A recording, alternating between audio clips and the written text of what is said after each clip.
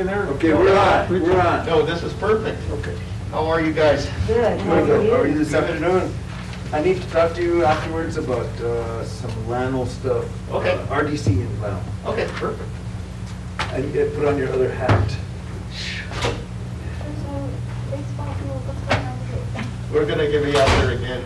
All right, the time is, Stop. Well, fog my glasses couple with of mask things on. and then the Time rain is will come. 1:33 p.m. I'm going to call this meeting to order of the City of Las Vegas Charter Commission.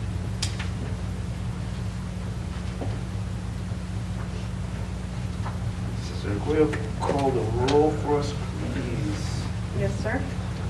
Commission Chair Apodaca, Present. Commission Vice Chair Salazar, Present. Commissioner Philip Martinez, Present. Commissioner Ludi, Present. Commissioner Madrid, Commissioner Einer, Present. and Commissioner Matt Martinez. Here. I believe that we have a quorum, so we're good to go there. And I have if you all have reviewed the agenda or would like a minute to review the agenda, I'll stand for a motion to approve the agenda. Or are there any additions or revisions at this time? Motion to approve. A motion to approve by Commissioner Rudy. I'll Do I second. have a second? I have a second by Commissioner Martinez. All those in favor signify by saying aye. Aye. Those opposed, same sign. The agenda is approved. Next item is the approval of minutes. And Darlene has done a great job. I want to comment again on her abilities to produce for the commission. She has sent to each of us, I believe, the minutes of the July 1st.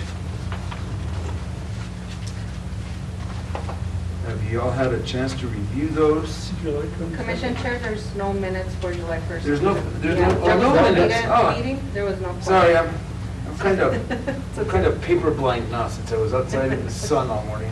I think it cooked me. Minutes of July 22nd. I will stand for a motion to approve, no, motion on the minutes as soon as you have reviewed that. Which has to be there. I reviewed them this morning. Mr. Chairman, a motion to approve. I have a motion by Commissioner Martinez.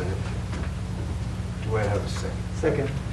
I have a second by Commissioner Salazar. Those in favor signify by saying aye. I do have a question before we, I stand for questions. Sorry about that. all right. It stands to my memory that we didn't just discuss the failure to appoint members to the Ethics Commission. We also discussed the failure to enact the ordinances that commission would enforce as required by the charter. Is my recollection correct on that, or was I just listening to the voices in my head? No, I do believe that we did discuss that, You're correct, Yeah. Yeah, you're correct. that failure. So with that, I'll stand for a correction of the minutes. If you'd like to correct that, or would you stand for your correction that the discussion was, there included the failure of the past administrations to enact or appoint an ethics commission. Come again? Yeah, I can't remember what I said a minute ago, but much less 2 seconds ago. That I would ask that we amend the minutes to include the discussion in that portion of the Ethics Commission that we had discussed the failure of prior councils and administrations in the enactment and appointment of the Ethics Commission. Well, it's not just the enactment or an appointment of the Ethics Commission, but the enactment of the ordinances which that commission is tasked with enforcing. So, so then, Stan, Please correct me if I'm mistaken. So then it would be a failure of the council to enact ordinances to effectively enact or enforce the Ethics Commission. Right. Okay. I can go back and amend them and listen to the, Yeah, if you listen to that, Yeah. and I think it's around that verbiage that we could get by. yeah, and then we can incorporate that into. With that, with those changes, do I have a second? I have do. One more change. One more change. Page 3, at the bottom, number 3, where it says Mayor Trujillo's third suggestion was preserving the rights of the mayor with regard to selecting his own cabinet. Oh, yeah, cabinet. Yeah, So it should Vice- not be cabinet, Vice Chair it's cabinet. Salazar corrected that. And Commissioner Salazar had pointed out in an email to, It's just a simple typo. it's a simple typo, I think. I just wanted to know where these cabins are. I didn't get one when I was here. They're available for rent. Okay, that's fixed on my side. But, You never watched it. with the revision and the correction of cabin and the Commissioner Einer's revisions, do I hear a motion to amend and approve, to approve the minutes of July 22nd, 2021 as amended? So moved. Do I have as a commission? Hey, I'm trouble today. A motion by Commissioner Einer. Do I have a second? Second. And we have a second by Commissioner Ludi. All those in favor of the amended minutes of July 22nd, 2021, please signify by saying aye. Aye. Those opposed, same sign. Motion carries. Ms. Arguello, do we have any public input that was submitted? There is no public input. With that, we will dispense of that item and move on to discussion items. Items 6, the first is the review of the city council's proposed changes.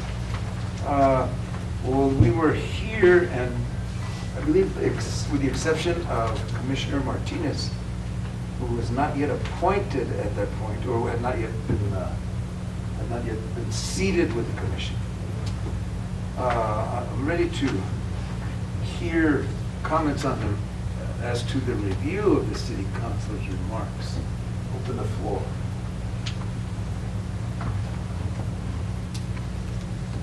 If none, let me start.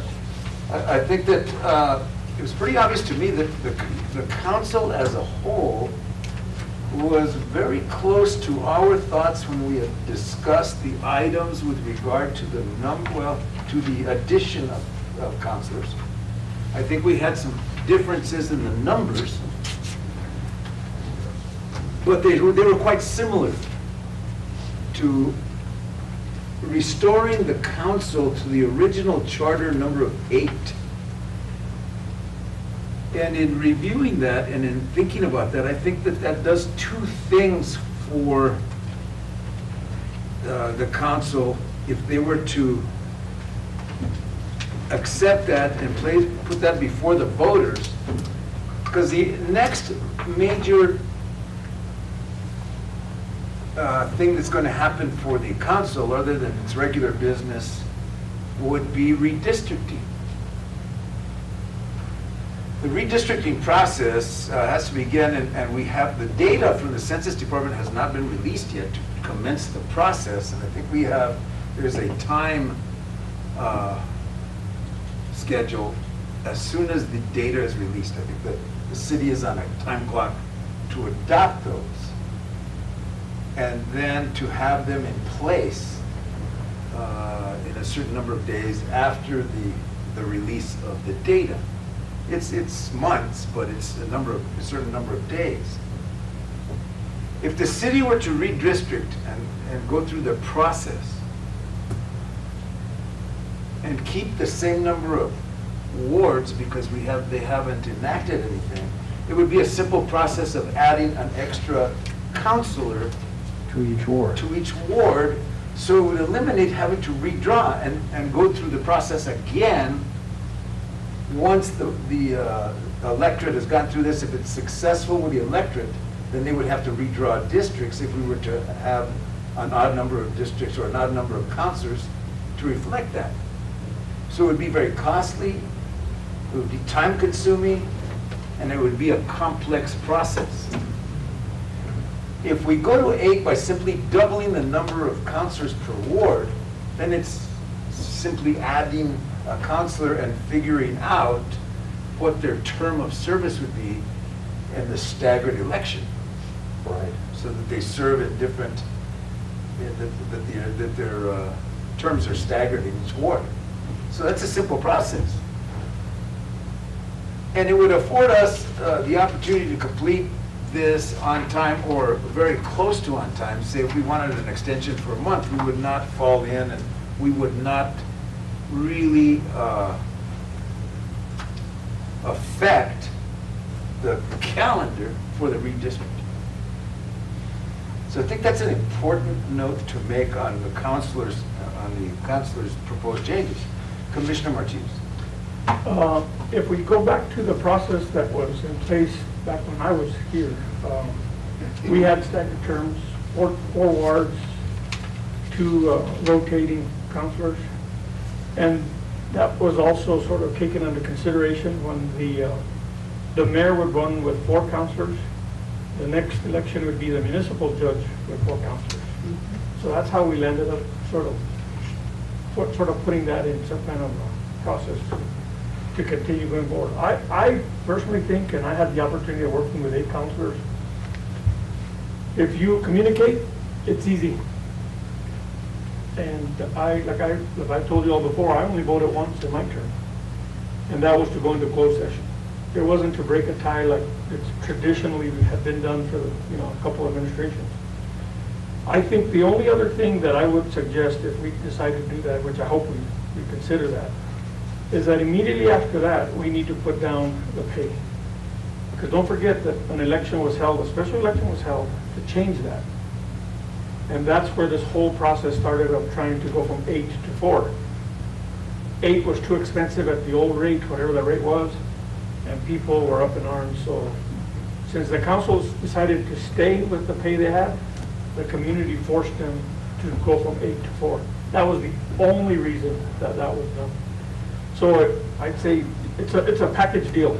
Number one, consider going back and possibly doing an additional city councilor, staggering them so they rotate with the mayor and judge election.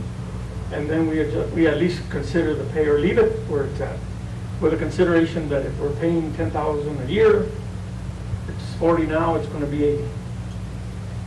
But I think, look at what the expense of having 4 city councilors, at least for the last number of administrations, cost the city of Las Vegas. It's way more than the $40,000 a year. And with the $40,000 and with the additional increase in counselor salaries with the addition of 4 counselors, it's a minimal increase when you think about it. $40,000 for this city would not be very hard to absorb. It's not. It wouldn't hurt them. I had suggested early on that we look at capping that and as an incentive, raising the pay to half of the commission. Excuse me. And if we attach it to the commission's salary, commissioners are rewarded with a salary increase if the valuation in the county increases. So that's an incentive for them to work for economic development and valuation increases within the county. That's the way, if you want to raise, you have to work for it. And I said, my suggestion was in the compensation area, if we were to tackle that, and I'm not saying that we should or we shouldn't, but I would be, suggest having that attached to half of the current commission salary, which is about $24,000 per year, I believe. So that would be, what, $12,000, but with a chance of increasing in valuation in the city. So that kind of is an incentive for growth. You know, you want to grow the city. But that's something for down the line. And I'm not sure if I'd like to consider compensation, because that was the problem with the last, caused Commissioner Martinez said, that caused this whole ruckus. So I'm inclined to say, if we're going to do that, let's look at the county and tag it to that, and then provide some incentive for growth. If not, let's not touch it. Because if we attach something to these proposed changes, then we run the risk of having the electorate say no raises and sinking the whole pot. Right. And now it depends on how the city council is going to bring this forth. Now, do they bring this forth, and here's the question, I guess, for the council, do they bring this forth as a package, all or nothing, or vote yes on each individual proposed change? The revisions that we proposed. And so far, the council was along the same lines we were. Additional council, raise the number of councilors. Additional councilors, whether it be whatever number we decide, or the council decides. The elimination of the runoff and go to a simple majority, and that was reflected not only by the councilors, and I'll get a little bit ahead of myself, but by the mayor. And that seems to be very unpopular with the general constituency and those that I've talked to. And most of the comments after we went on the radio and talked about this, most of the comments we got back was, that's a ridiculous thing to do for this sizable ward, is to have a runoff that essentially may not change the outcome of the election. Let the winner take all. The spoils of the competition, if you will. I mean, watching the Olympics, we don't have to win by 3 points to get a gold medal. There's no bar you have to beat other than winning. And I think that's simple. It's easy to do. So that was the other proposed change. So the number of councilors, the runoff, what were some of the other ones that we've,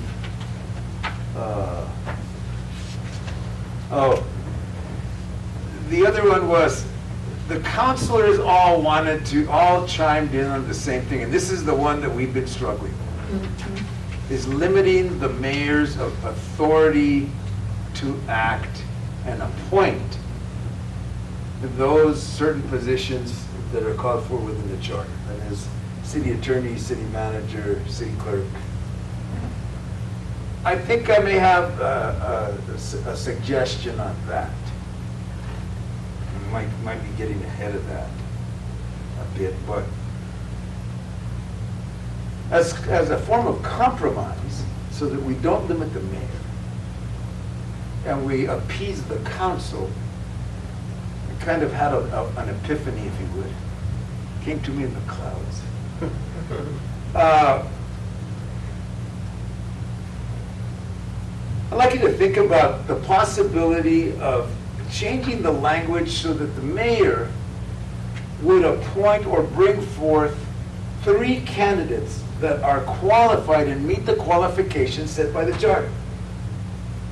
The charter is clear. What we have is right now, and recently, is the mayor, and I think that's what started this whole kind of dissension with the council, is that they didn't feel that the candidates were sufficiently qualified, but yet they voted unanimously to appoint. So I don't know what they were arguing for it, but didn't. And I believe that there should be some sort of vetting, whether it's some qualifications as set forth in the charter, something. Let the mayor bring forth 3 names, a minimum of 3 names, bring forth to the council, and let the council decide. It's a compromise, because it's not right now in the charter. It says the mayor should appoint and brings forth 1 name, and there you go. That's it. That or nothing. Right. This way, the mayor gets to appoint. We're not going to limit his ability to at least, well, he doesn't have an appointment, but he brings forth 3 qualified candidates of his choosing. 3, not 1.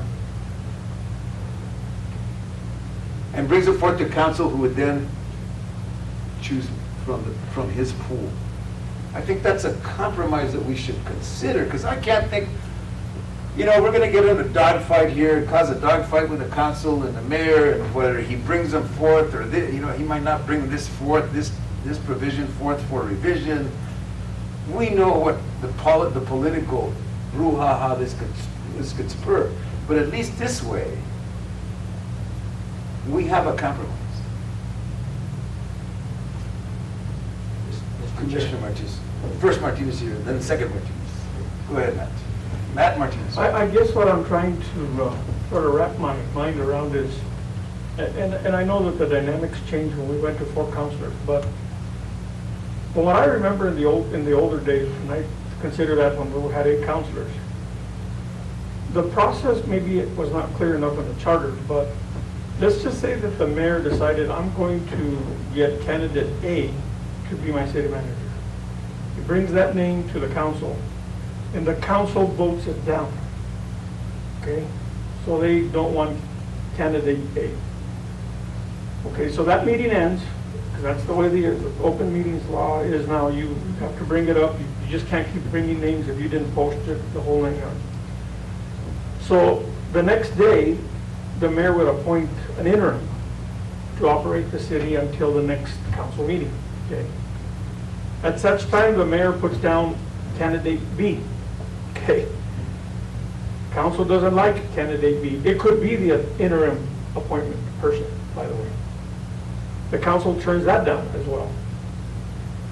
I think that if we have made it clear, in other words, what we're doing is we're trying to get to the end one way or another. So candidate B was not approved by the council, so therefore can't be allowed to become the interim for the next term, okay? So in other words, it's putting pressure on both the mayor and the council to work this thing out, okay, number one. Now, I just went through a process. We're looking at filling the position of executive director at the National Hispanic Cultural Center. And the process of hiring someone in that administrative position is sort of delicate. And what's changed is the Open Meetings Act and the IPRA request from the media, okay? So we get 50 applicants, we narrow it down to 10, we interview 5, okay? Then we just, you know, we need to put together a list of 3, okay, to submit to the governor or whatever secretary. The only thing is, at some point, you alarm the world with this IPRA request, letting them know that these 3 people, candidates C, D, and E, are being considered for that position. Well, what if C, D, and E didn't tell their employer? What if C, D, and E didn't tell who they, what other board they may work for? And we have now just put them in the hot seat. And what if they're not selected? Well, they go back to their old job and they know that the people there have virtually no confidence because their leader now wants to leave, okay? So I'm saying that is an odd situation to be put in. So on the IPRA stuff, I think you have to be careful that when you finally do name your finalists, that they need to be notified that, you know what, we're going to tell the world that you're on your way possibly to another job. So I sort of see this thing like sort of beating the heck out of each other. 50 people applied, one's going to get the position. 49 are in jeopardy of losing their job, you know what I mean? It's one of those things where in the professional world, especially a city manager, and a specialty like, you know, a city attorney, a clerk, a chief, you're sort of putting these people's necks out there. And that's what I sort of took from this process that I just went through. And it scares me a little bit because I don't want that person that didn't get hired to lose their job. You know what I mean? This is a small state, you know.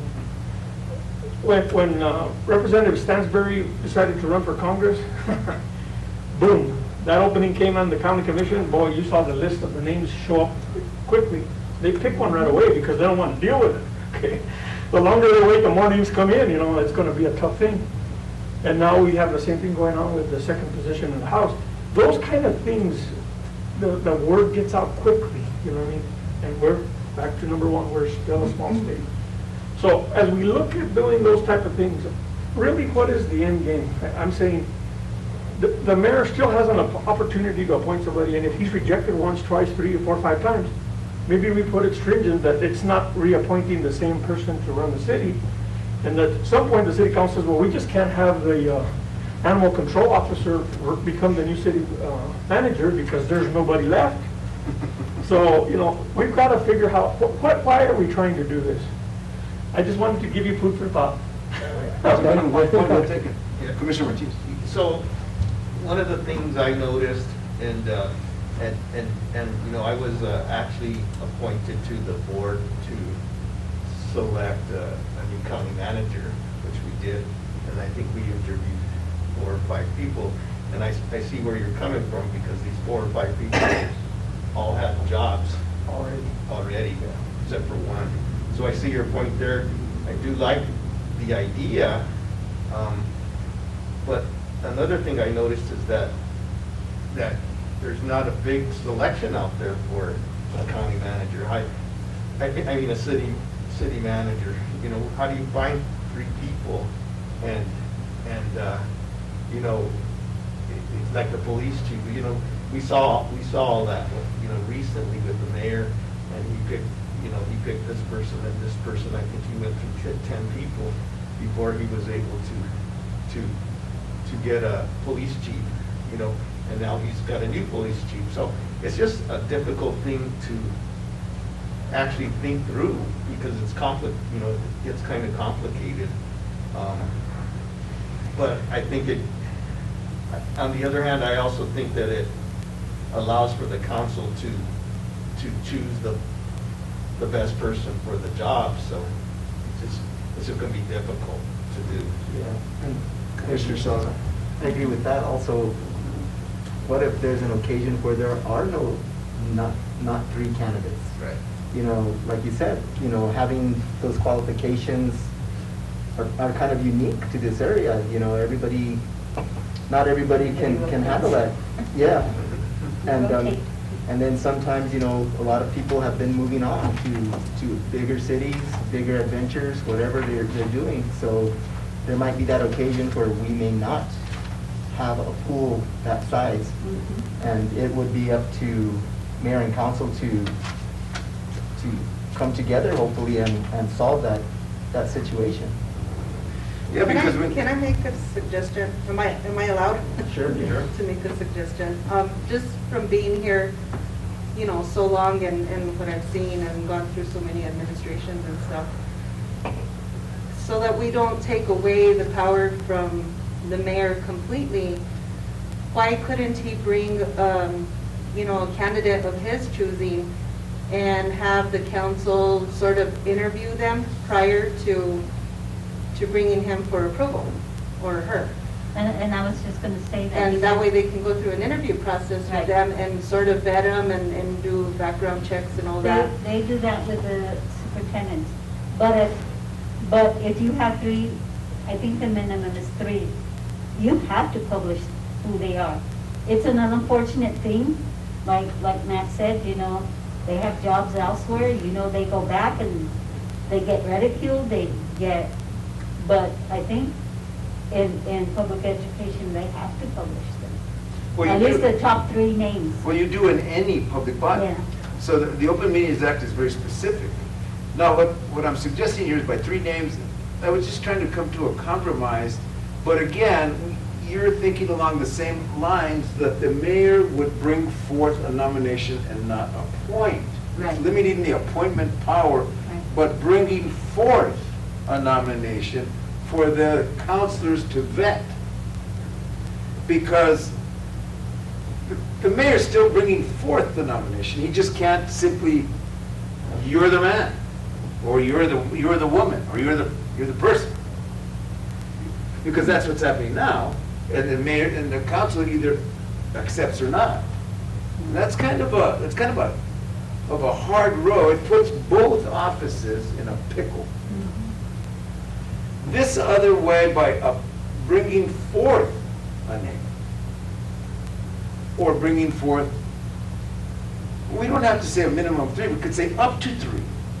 That would probably work better. If you say up to 3, you could have that number. If you have 1, you bring it forth. If you have 3, you bring 3. and let the council vet. And this is just simply another way of not limiting the mayor's ability and power, but giving the council some immediacy in the process. Commissioner Ryan. Right.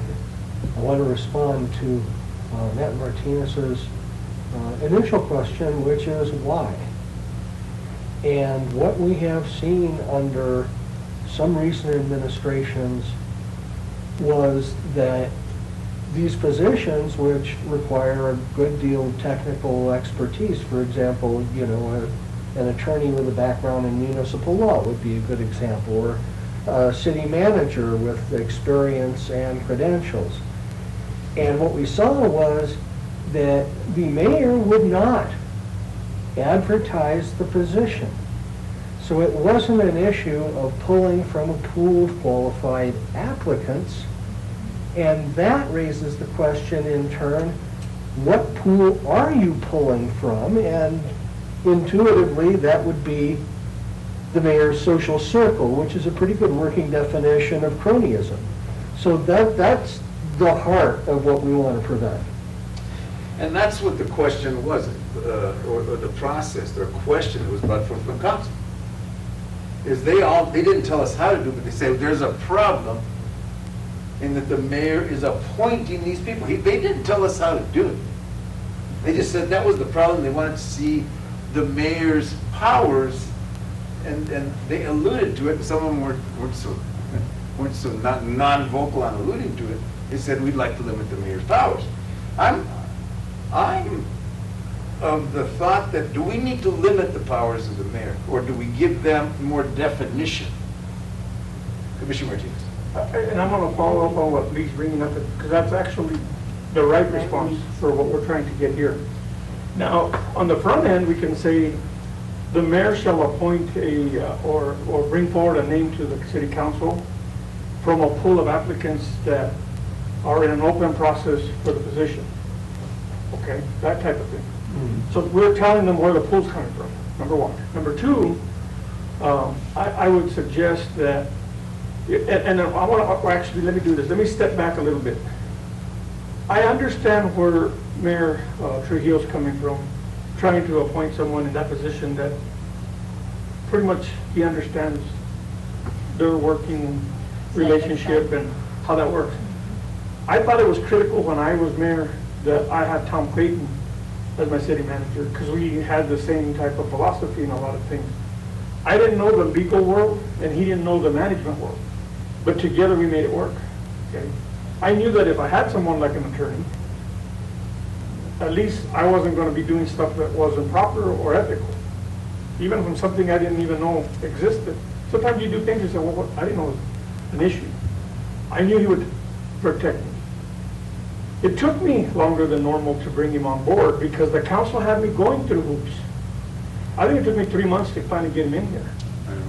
So it went through a process, but what it boiled down to is I continued to make sure that every city councilor got their questions asked. And when they finally all felt comfortable, that's when I was able to bring him in. So it was a process. So maybe we put together the wording in the charter that this is the process. You vet this way, then that name goes forward. And then we don't put a bunch of people's names in jeopardy because it's tough. You know, one of the things that I've struggled with all these years is we've had a number of city managers. I don't know how many went to a city manager certification. I say that you either enrolled within 3 months of employment or your position's automatically terminated. You know what I mean? If you don't force it to happen, in some cases it doesn't never happen. And it's vital that they go to this training. This training allows them, teaches them the expertise to run an organization this big. And the city of Las Vegas is bigger than most, even if they're larger in population, because we have 4 enterprise funds. Those are 4 entities that other cities don't bother with at all. So this is a big organization, very limited amount of people that can run this, because we have 4 big enterprise funds. So I think maybe we put the wording together. I kind of, and personally, I kind of like that thought that you brought forth of announcing the position to create the pool of applicants that the mayor then would select forth a name to bring to council for vetting, or a minimum of 3 or 1 or however many you decide. So that it's an open process. That itself, because of the qualifications, if you're announcing a vacancy, then you're going to have people that should be qualified or nearly qualified apply. And you'd limit your pool. You're still going to have everybody that says, well, I don't have the qualifications, but I can do the job. Which is neither here nor there, but at least the mayor then brings forth the name. Because right now, I can see the frustration by the council, I can see this frustration by the mayor. That's my cabinet, as the mayor told us, that's my cabinet. I have to be able to work with the cabinet. Much like the president of the United States appoints his cabinet. Much like the governor appoints their cabinets, their cabinet secretaries. And that's a right of the office. Is the office of mayor, which is as defined within the charter, basically a ceremonial head, except to vote in those times of change. Does he have the same vested rights that a president or a governor would have under a constitution that affords them that? Does this charter afford them that? That's the question. Mr. Chair, and it's a constant struggle, because what happens is, as a counselor, you always say, okay, I represent my district, I got elected by the people in my district, I'm the guy right now, I'm in here. Okay. Then you come in here and there's 8, 4, whatever number of counselors, so we're all sort of little mayors of our own district. Okay. But we also have to take under consideration, the mayor ran in the entire town. Okay. So not only does he represent the entire town, he sort of indirectly still represents my district and her district and his district and his district. Definitely. So you have to give the people credit too. They elected for good, bad, or indifferent the mayor. Okay, you have to give that position at least some breathing room. And I can see why Mayor Trujillo would want to, name his cabinet. I think you also limit how big the cabinet can be. We talked about the attorney, the city manager, the city clerk, and the chief of police. For whatever reason, those have always been there. So we just sort of left them in the last review. It doesn't have to be that way. It could just be the one position, the city manager. And then that city manager fills the rest of the positions with the qualified people that are there. And then we go into the city manager piece here, and we work on that wording of the position and what directives the manager has. It's one of those things, it's a fight. Don't forget, at the end of the day, the mayor's also elected to the entire town. So collectively, not only the district, your district, all the districts voted that individual in. Unfortunately, we've had some interesting stuff happen in the last number of years that Lee, I think, has a scars to show. But I just think you have to have some faith, and I guess I would have to be more, proactive instead of reactive to that type of thing. I'd like to, if you guys were all elected mayor, just think about it for a minute. Wouldn't you want the person you work with almost on a daily basis to be somebody you feel comfortable with? At least to throw a suggestion out. Maybe they'll tell you, Mayor, you're full of baloney, go stick it. No. You want somebody you can sort of work with. And that's why you see cabinets like where you do. I don't know, that's just food for thought. And they should also have the same vision. You would hope. So that you're moving forward instead of moving in 8 separate directions from the council view. You want them to be together to go in one united direction for the betterment of the community. The vetting is the important part, I think. And I think our very illustrious Darlene told us that process is not there. Council should be able to vet this person. Let's put it this way, if that individual, Mr. Chair, decides, I'm only going to work with the mayor, forget the council. Well, nobody wants that. You have to see the both legislative and executive as sort of co-equal. Would the check on that particular situation be the council itself that has the ability to basically remove a manager? The check is with the council. If they can put the item on the agenda. If they can get it on the agenda. And that's another thing that we've discussed, and that was discussed by not to to divert, but it's timely at this point, is that the city councilors brought forth their inability to place items in the agenda. And now that one is a little bit trickier. Who would we vest the authority in? As we discussed at that time, I said, well, what about the city clerk doing that? Do we place that responsibility on the city clerk's shoulders? And then if the mayor doesn't like her, or the city council doesn't like her, the clerk is gone. Would that be inappropriate? If you're moving the gun to another place. Yes. That's all we're doing. Exactly. That's all we're doing. We're displacing, The ultimate decision. who casts the first stone? It's not a matter, I don't think, of who, it's a matter of process. And the city council is already tasked with enacting an ordinance that delineates their own rules and procedures. And that's where it should have happened, that the process for placing an item on the agenda was made explicit. But it hasn't happened. And I agree there, because what we've seen, and as you pointed out in your amendment to the minutes, that the discussion was around that point, is the council's inability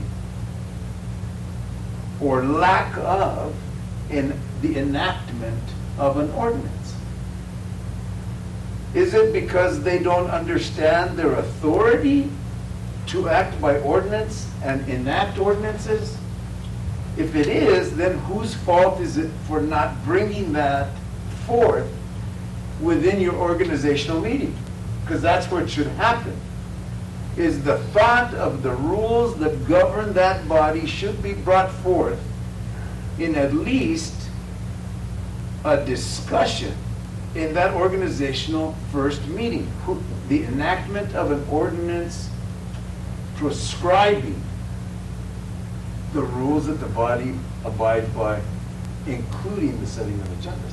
So that's their inability to organize effectively and enact an ordinance should not be cast on this body to be defined within the charter. I don't think that's a failure of the charter. I think it's a failure of the council to self-regulate or to self-impose an ordinance. Well, that's where they should be doing their work sessions, to be able to go through all that, and even doing their vetting during their work session, because they're not approving anything.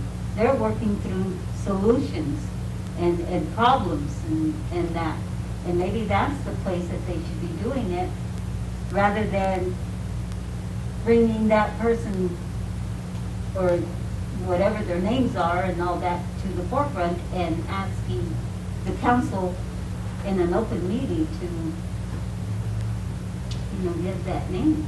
Well, giving the name Am I no, you're on the right you're on the right path. I think that again it goes back to the inability of the council to enact ordinances. Mm-hmm. If the council in that may not original understand it. document, the original council where they prescribed it, did fail to prescribe a change, and the voters took it on themselves to revise the charter, which led us to the charter that we have today.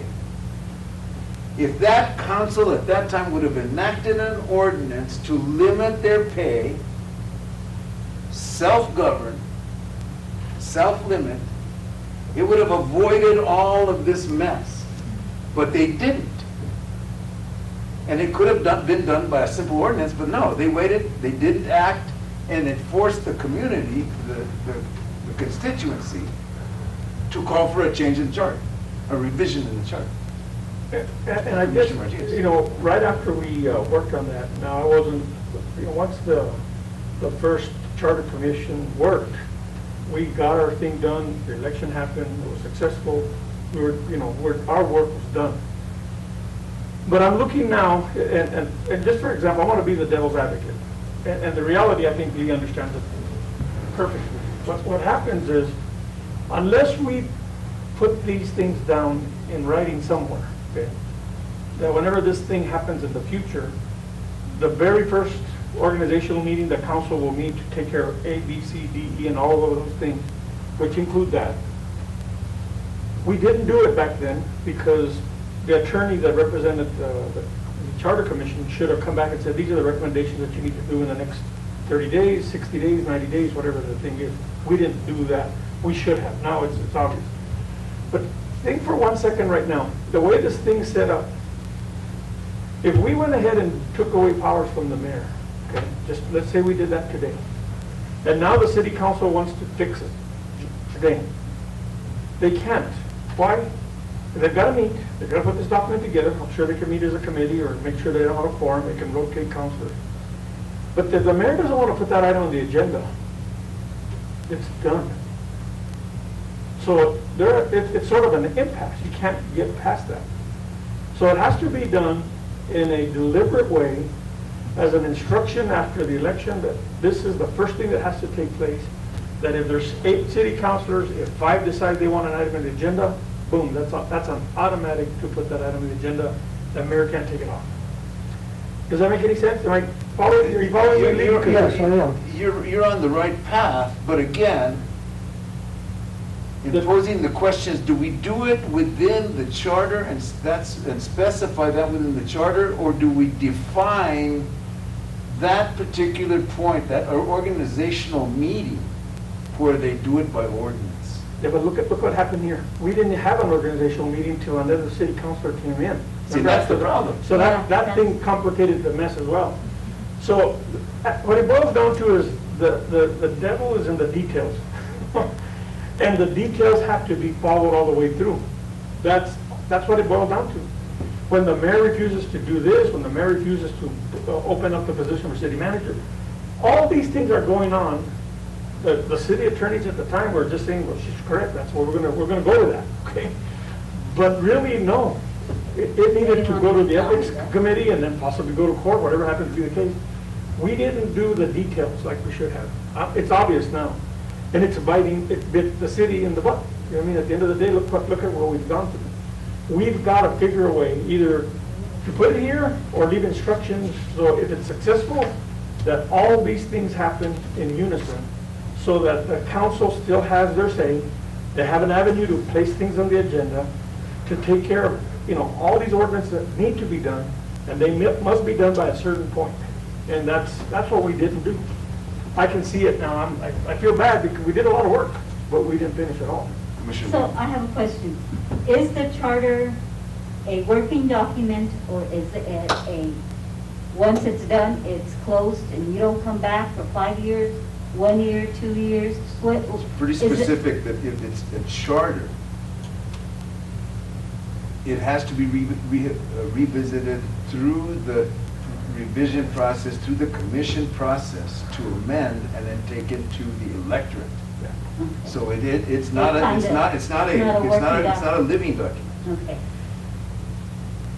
The process here, as I see it, is the problems are, one, we've tackled one with the elimination of a runoff, because then that would not give you that time to wait till the position is filled before you can organize. Yeah. And we've seen what happens when you have a runoff and you've already organized the committees, and you get a counselor in that, where do I sit? And that's why it was frustrating for Councilor Baca, that led to his resignation. He says, well, I wanted to do this on the Ethics Commission, I wanted to do this, this, and this, and I can't because I'm not part of any committee. Well, I can see their frustration, but at the same time, can you organize without the full council? And by the elimination of a runoff, you're going to eliminate that possibility. So we've met one goal there.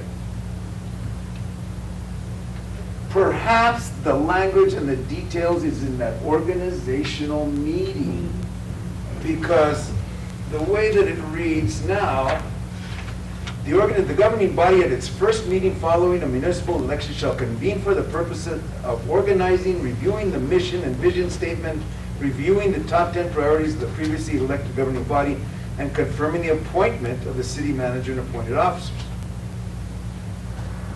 The purposes of organizing And that in itself right there gives you the opportunity to pass the ordinance for your own rules, which would include the agenda items. Right. Do we need to specifically say here that this shall, at the first meeting, it says shall convene. So the word shall means it has to. That's set in stone. And Philip, this is page 8, Okay. section 206 or 207 governing body procedures under A, organizational meeting. Got it. So, do they do that then, and why haven't they been doing it? It's shall. And was the process abated, as Matt said, because they had to wait for a new counselor? Or did they do it anyway before a counselor, or did they not? And I think it's this.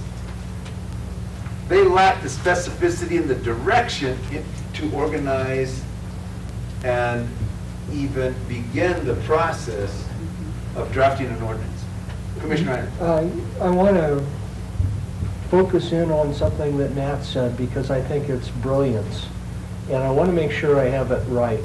Are you saying that part of the process should have been, for want of a better word, a to-do list with deadlines for compliance with the Yeah. charter? And even if we make changes today, I think we should have the to-do list as part of the objective.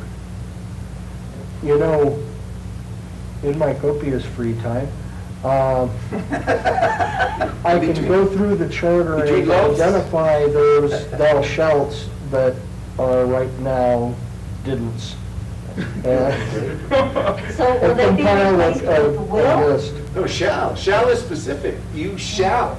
Yeah. That is set in stone. If you really, and that, another devil's advocate on that, is shall. Well, I shall, but I don't feel like it. Shall means if I want to. It all depends on how you take that shall word. In legalese, I don't believe that's accurate. Shall Means shall. means Will. do it or die. Yeah. But a lot of people look at it as, The no. word shall, its root comes from the biblical commandments. Thou shalt Shalt. not. Thou shalt, and those are, and that's where the term Specific. set in stone comes from.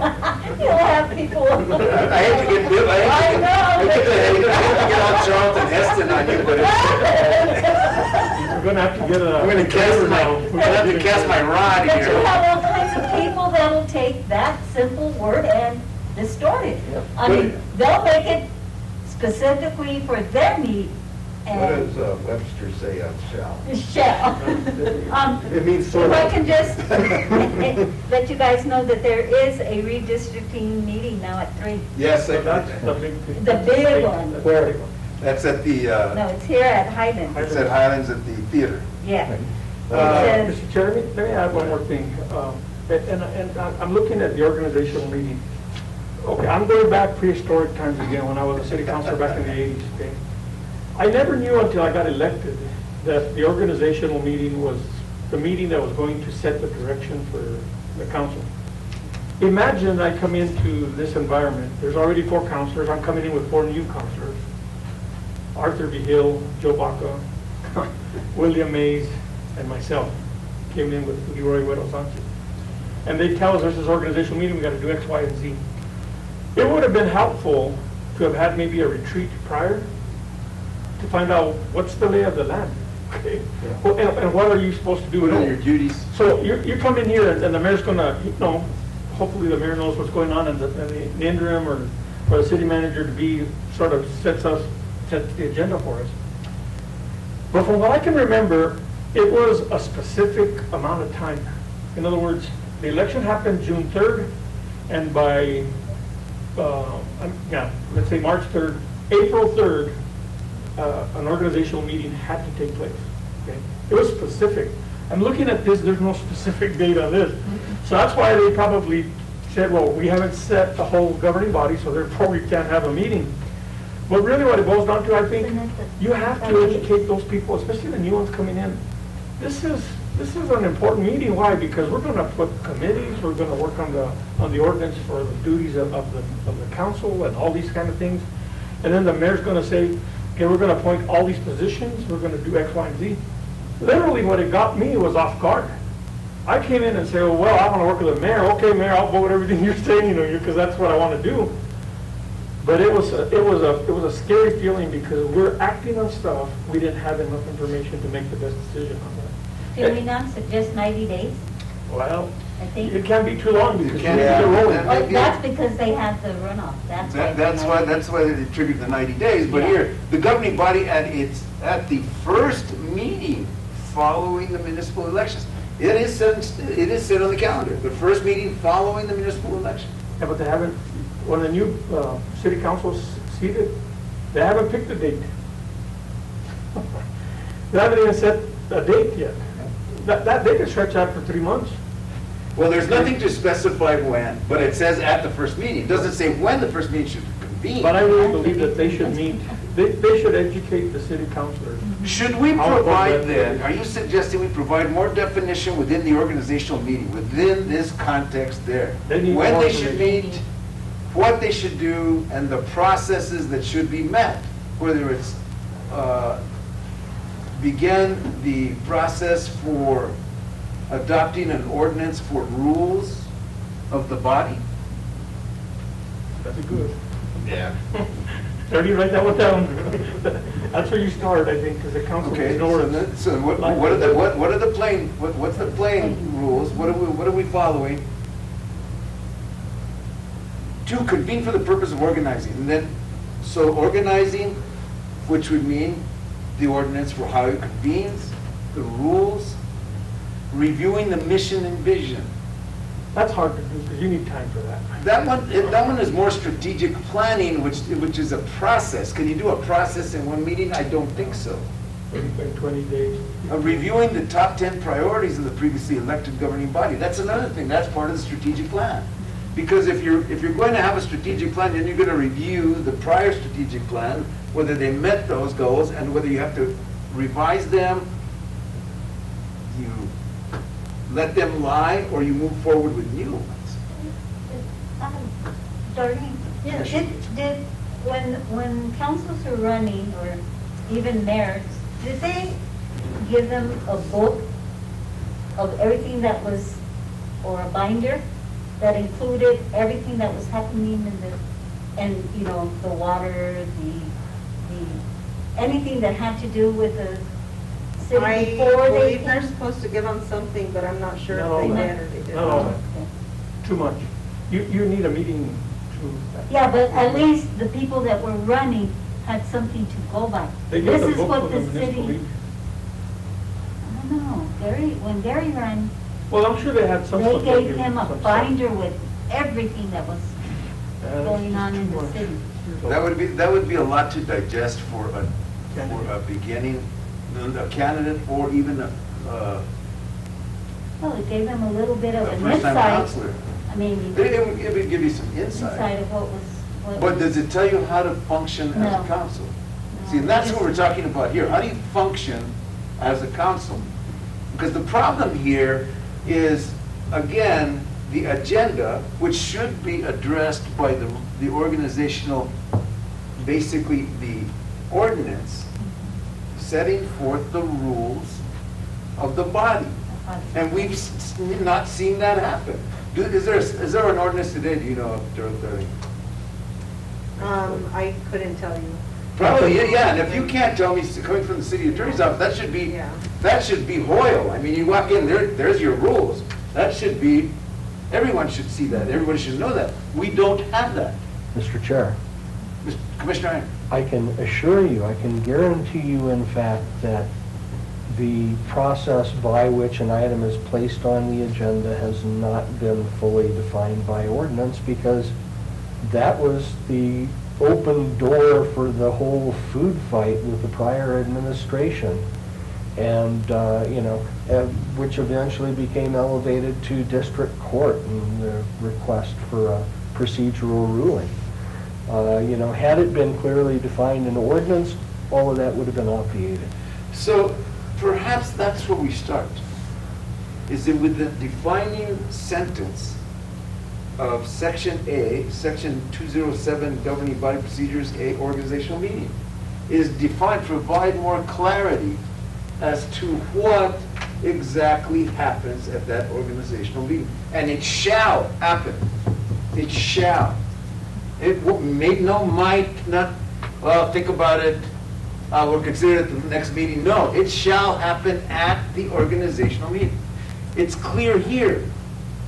Who enforces that it shall be done? Who is that?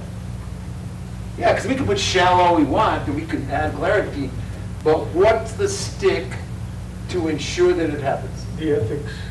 The ethics board. If it exists. Yeah. The ethics board, but the ethics board can't do anything because the ordinance which defines its powers and duties. Was never developed.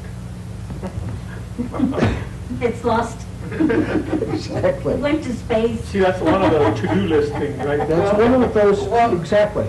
And then when they think about it, we go farther down here in this long meeting that they're going to have to do all this stuff on this first meeting. They also have to confirm the appointment of the city manager and appoint officers. The officers then would be those officers within those boards and commissions.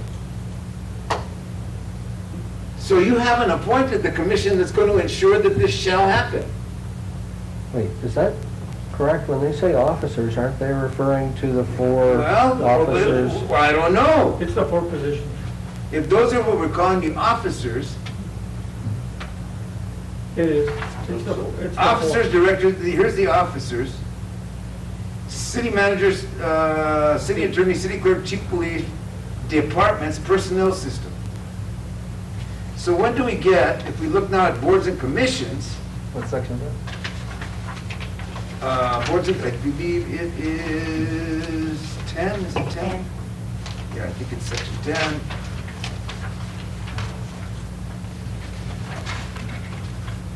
So you don't get those.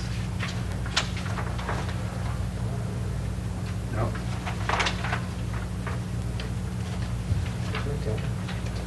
Conflicts of interest and ethics. Mr. Chair, going back to prehistoric information, the very first meeting I had as a city councilor, every single department head was present at the organizational meeting. Well, of course. Why? Because they found out that night whether they were going to be employed moving forward or not. Okay? It literally was that scary of a deal. It's And Article really, 6. and really, at the end of the day, what it boils down to, you got 4 rookie councilors coming in with a brand new mayor. And maybe the mayor had a clue what he was going to do. We had no clue what he was going to do. Literally, people were terminated that night by not being reappointed. Okay? That's how hard it was. Okay? So, well, and see, there's no process. There's no process to find out what's going on. I think since then, I don't know how many other supervisors or directors are at will or how many are in the system. But back then, literally, the council chambers was full with every single department director. They wanted to know if they were going to be reappointed. That was a pretty harsh reality that we had to be faced with in minutes. And then, if you go further on and what you're looking for is, are you going to appoint all the committees and every member of those, commissions and committees, you're asking for the general public to forward their name if they want to be on the library board, okay? And you're wanting to do all that in this organizational meeting, it could take literally all night, to do that.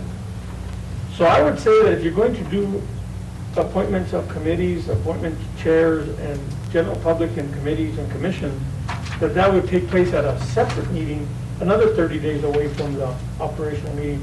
Because you don't even know who wants to be on these things, or maybe just the mayor knows. But the council wants to offer names for these vital committees as well. And we were never given the chance. This raises another issue, which is that the terms on these boards and commissions are staggered. And it should not be a new mayor comes in and it's to the victor goes the spoils and he boots everybody because he just hosed that rotating system of terms, if you follow what I'm saying. Yeah, could you imagine the P&Z? I already can't imagine the PNC, but that's a topic for another Well, in day. my read of the boards and commissions, just Commissioner Reiner, is there really is not a staggering of such powers here. Yeah, I'm saying These the are staggering of appointed, terms. but I think that may be another way to do it, is if we staggered the ethics board, in particular, the campaign and ethics board, to have a staggered term. Which are you looking at? Or the Page commission? 18? On page 20. Yeah, I'm pretty sure. 20 is the ethics board, because it says the campaign shall consist of 6 members who shall be elected, selected as follows. The council should appoint 3, the mayor shall appoint 1, the municipal judge 1, and 5 are so appointed, shall appoint the 6th. But there's nothing in there as to when, or what their term is. And those should be staggered, not to be staggered opposite of the elections, so that the ethics board is seated at the organizational meeting. Yeah. And then they could enforce the shall of the organizational ordinance. And you don't want to stack that board in favor of. One or the The other. new incoming Yeah. mayor. Exactly. Exactly. Yeah. Yep. So if we stagger that, then that would be kind of the watchdog to ensure that this shall happen. And if it doesn't happen, what's the stick? Well, and That's a question that I don't know. That's gonna be a hard one. Commissioner Richards. Would it be possible to define the word shall in the charter with the legal definition?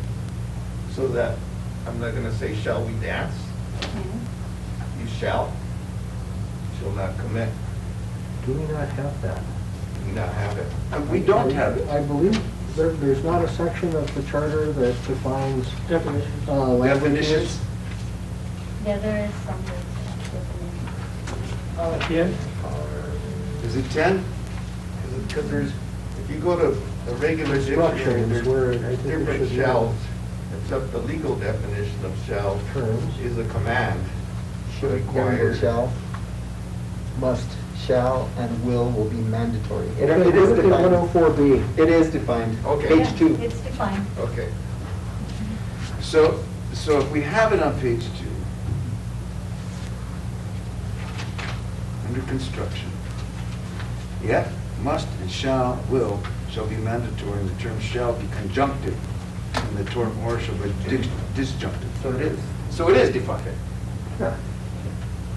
But they haven't been following this. Nope.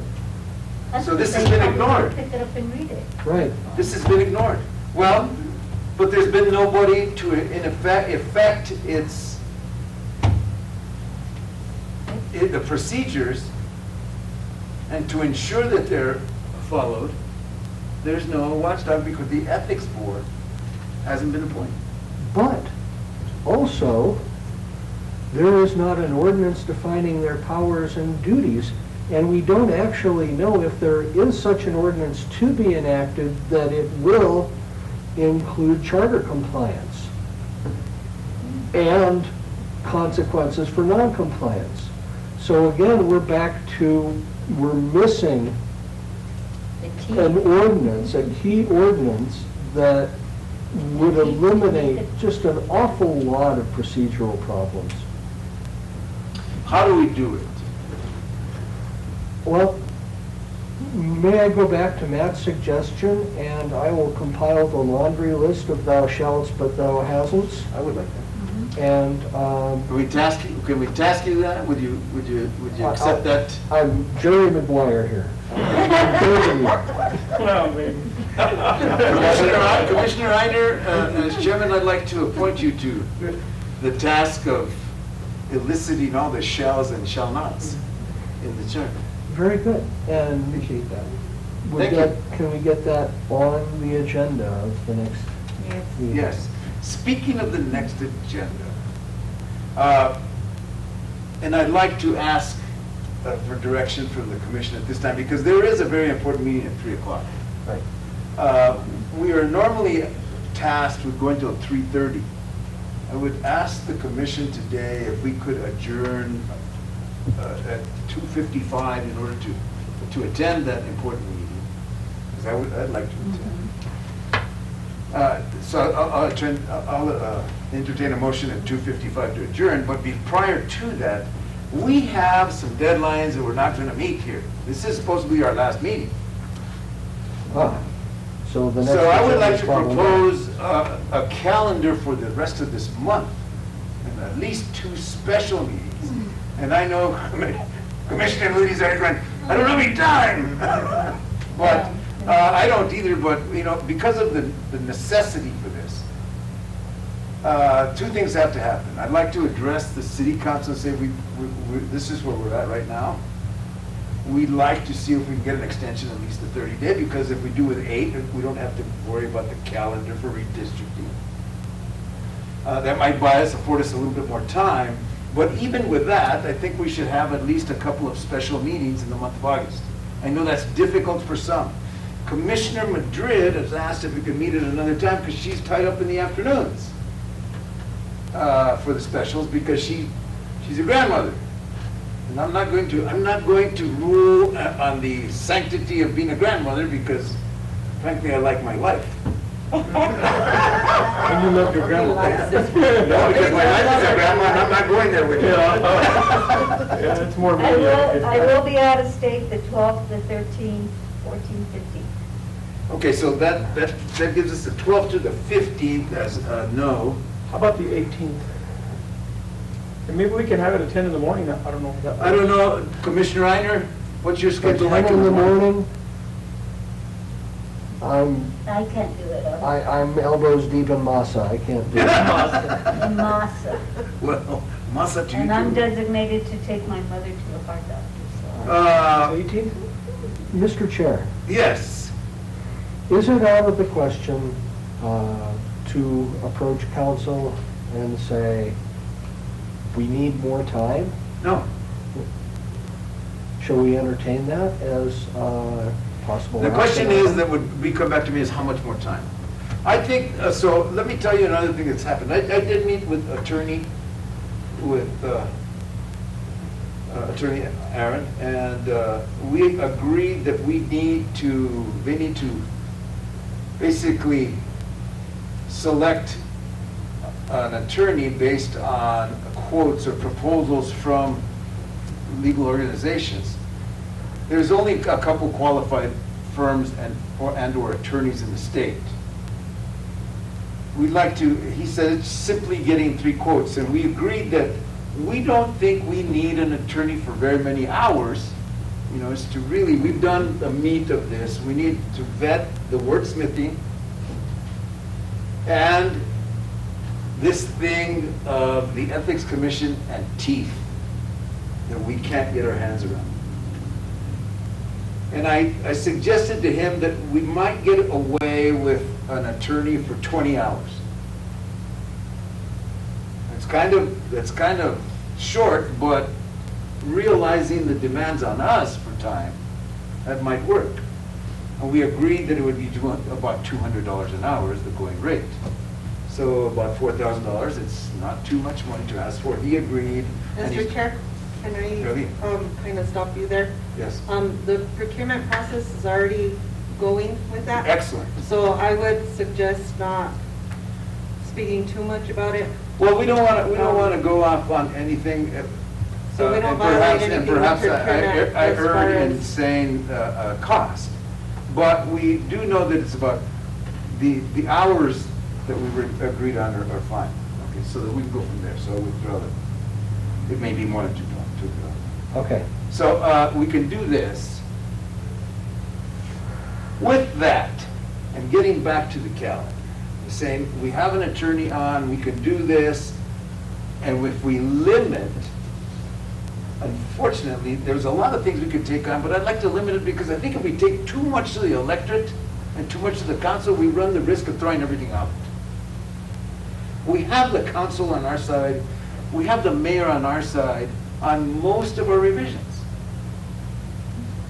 The mayor's fine with, if we went with 8, he'd go with 8. I think the council, the majority of the council would be fine. I think the mayor and the council love the fact, except with the exception of one councilor who wanted to run off, who may vote against it. I don't know, though. I think they're fine with that. The definition here within that organizational structure for the council, that's where we need some help, I think. I think we have some good ideas. I think we're right there. We need to run this past somebody with some legal eyes. Mr. Chair, let me suggest something too. I think that Lee wanting to take on the shall question will probably make our job a little easier, because we'll know where to zero in if it needs to be modified. Exactly. I will suggest that I work on a list of the to-do list, Okay? because, you know, it's pretty obvious to me that there's some holes that we left open, but don't forget, we did quite a bit of work initially, okay? But I'd like to take a shot at the to-do list that may land up being as part of the organizational meeting, and other parts may be in other parts, you know, it could be in the ethics commission. So I'll take a shot at bringing that to the next meeting. The question that I have is, I really believe that we've been waiting too long for an attorney. I do too. I I think that was. Yeah. And I don't know if that's by design or not, but at the end of the day, we may end up getting our stuff done, but then they need to review it, and then what that means is, they've got to review it against state law. Okay, that's what they're gonna have to do. And that takes time. I guarantee you that even if we had a minimum of, say, 30 changes, I don't know if 20 hours is enough. You know, it's a very complicated field that we're getting into. We really needed an attorney since day one. I agree with you. But right now, we're behind the 8 ball, so if that's the ask to the council, you know, we've been doing this on our own. We really needed to make sure that it's, you know, legal and ethical that we can do these things. We need the attorney. So how We long should will it have be? somebody by next week, because Okay. I did give them a deadline of Monday, So what day do you think? they'll August hire? 9th, Okay. to submit their quotes. Okay. And so we'll know who our selection is, and we can get the process going right away. Can I suggest then with that, a meeting on Tuesday, August 17th? What time? I'm open for times. Okay. What time do you get out? Sounds good. Well, when the bread is baked, the floor is swept, and the dishes are washed. Generally That's all I can about- tell you. About what time is that normally at, or there's no Gen- normal? Generally slightly before noon. Say 1 o'clock? Sounds good. Okay, August then 17th I at need 1 to o'clock. make sure that the chambers is gonna be available. That's on fine. that. Okay. Yeah. on that Is there day. anything to preclude us from not meeting elsewhere? The problem with that is that it's a requirement that these are Videotape? recorded Oh, we need live to on do it. YouTube, and the capabilities anywhere else, they don't have. Well, we have them at Luna. We would be able to do that. I'm sure they're available at Highlands. Probably at the school too. We could borrow I'm sorry, Mr. Chairman, but maybe we could borrow the governance room at Highlands to get it recorded. Would it make sense to burn this bridge when we come to it? Yeah. Because the council chambers very well may be open at the time and date. So, Yeah. let's do a tentative schedule for August 17th here at 1 PM, if available. If not, Darlene and I will come up with another venue, or give me another date, please. How about, As a matter of fact, I can check that right now, just to, let me give you, wait, before you go, I'll give you 2 days. And you said the 18th was out for you. Yeah, How about the 19th? that's fine. That's a better day for me. August the 19th? And I'm suggesting that as the second meeting, again at 1 PM. Why can't we have, you said you wanted 2? Yeah, I want to Two have meetings? 2. Why can't we do, You want to do them the following week? or the 17th and 19th? We could do the 17th, that's what I was suggesting, 17th and 19th, or we could do one the 23rd. That's a Monday. To tell you the truth, Mr. Chair, Yes. if we get an attorney, and we start trying to explain all these things that we want, We're gonna need probably 3 meetings altogether. Well, that's why I want to suggest another date. Yeah, I think Well- we're gonna cram, in other words. And I yes. would add, we're gonna give him our input. Hopefully, he's not gonna shoot from the hip and just blurt something out. Hopefully, there will be research Well, then. and later response, and anything we do in response to that response has to happen in an advertised public meeting. So I think we really do need to approach the city council and kick this The can next down the meeting road of a the bit. council is It's gonna be the 18th, the 18th? yeah. Can you get us on the agenda for the 18th? You need, I think we can, yeah, I think. If the we can get on deadline the is- agenda for the The 18th? deadline is tomorrow for the 18th. Yeah, if we to can get us on approach it for the agenda, 18th. so. And then we can ask the council at that time, but if not, let's look at the week of the 23rd. And do we have a date there that anybody is, I'm available. I'm available, I can make myself available, I the guess. 23rd? The week of the 23rd. So I know you guys have a deadline of September 1st, but would it hurt to keep our regular meeting, which would have been the 2nd? The 2nd?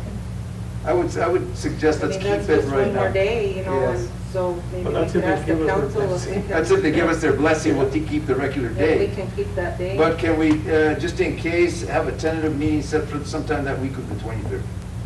How about the 25th, Wednesday? I hear Wednesday, the 25th. That's fine. Okay, so those are the 3 possible dates, okay? Well, I think there's a good chance we'll do them all. I think so. If we have an Yeah. attorney, if he takes or she takes their information back to him and vets it, qualifies it, then we've got to approve it before we send it to council. We may make the deadline. We may make If we the don't have a deadline. lot of changes and it's not a lot of work, but It's we not a have, lot that we have to do right now that we're considering to bring forth. yeah, We've done a lot of work already. I'd say we do the 25th. Okay, so then the 17th, 19th, and 25th. At 1 PM, right? At 1 PM. All of them? All of them. Okay. Sounds good to me. Sound good? And then if you can get us on the agenda, Commissioner Salazar, as vice chair, can you attend a meeting Yes. on the 18th? On the 18th? Yes. Double check. With that, I think we're at our, I'd entertain a motion to adjourn just so we can attend the redistricting meeting. So moved. I have a motion to adjourn and a second. All in favor, say aye. Aye. Motion approved. Thank you very much.